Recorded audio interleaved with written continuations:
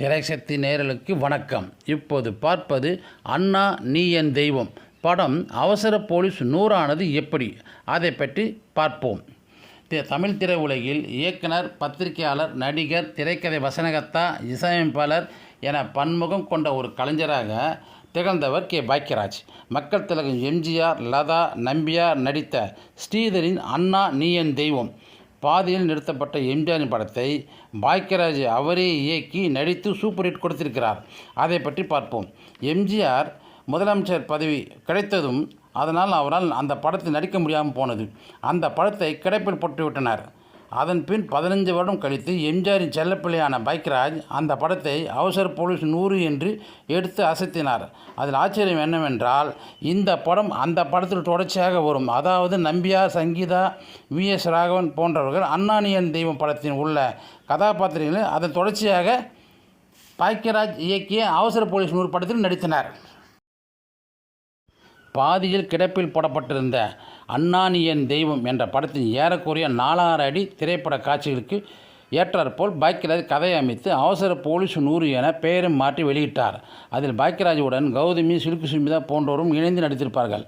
1976 பாதியில் நின்று போன எம்ஜிஆர் படத்தை 1990 15 வருடங்கள் கழித்து அந்த படத்தை மீண்டும் திரைக்கதை மன்னன் பாக்கியராஜ் எடுத்தார். இந்த கதையை தயாரிப்பாளருடன் சங்கரன் மற்றும் ஆர்வம் படத்தின் உரிமையை துரைசாமியிடம் கொடுத்தனர்.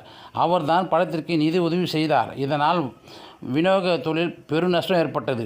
படத்தின் பாதியை பார்த்த கே. பாக்கியராஜ் தனது வரவிருக்கும் படத்தின் திரைப்பட கதையை சேர்க்க எம்ஜிஆருடன் அனுமதி பெற்றார்.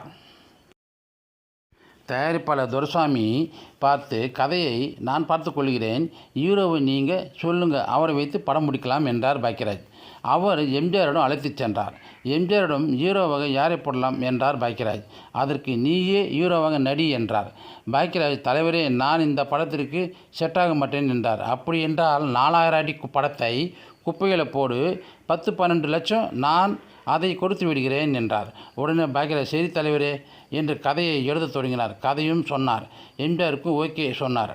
பூஜை போடப்பட்டது. எம்ஜிஆரும் வந்தார். 1976 படத்தை 1990 கதை சரி செய்து அவரே 2 வேடங்களில் நடித்து வீரனாக, கோழையாக நடிப்பில் அருமையாக நடித்தார். பண்டரிபாய், கௌதமி, சிலுக்கு மற்றும் பலர். இந்த படத்தில் லதாவை நடிக்க மறுத்துவிட்டார். காரணம், அவருக்கு திருமணம் நடந்துவிட்டது. திருமணத்திற்கு எந்த படத்தில் நடிக்கவில்லை. அண்ணா நீ என் தெய்வம் படத்திற்கு MSV இசையமைத்தார். அதில் 2 பாடல்களை சேர்த்தார். மீதி பாடல்களை பாக்கியராஜ் இசையமைத்த பாடலை சேர்த்து கொண்டார். பாடல்கள் எல்லாம் இட்டு தான். நீ நினைச்சது, மழையடிச்சது, கையடிச்சது, காற்றடிச்சது கூடாது, அந்த கருத்து. அடுத்தது, என் மாப்பிள்ளைக்கு இந்த மணி பிள்ளையை தொட்டு முத்தார முத்தார ஆசை வரும். அதுக்கு அடுத்தது, என் ராஜாங்கம் இப்போது ஆரம்பம். அடுத்தது, நாகூர் பேட்டை மச்சானுக்கு நாளும் நேரம் நல்லா இருக்குது என்ற இனிய படம் நிறைந்த படம். அலங்கார், வசந்தி, மகாராணி, கமலா ஹவுஸ்ஃபுல்லாக ஓடிய வெற்றி படம். எம்ஜிஆரால் கலைவாரிசு என்று சொல்லப்பட்டார். அதன்படி அவர் நடித்த படத்தை அருமையாக, அவர் பெயர் கெடாமல் அற்புதமாக எடுத்து இருந்தார் பாக்கியராஜ். நன்றி. மீண்டும் சந்திப்போம்.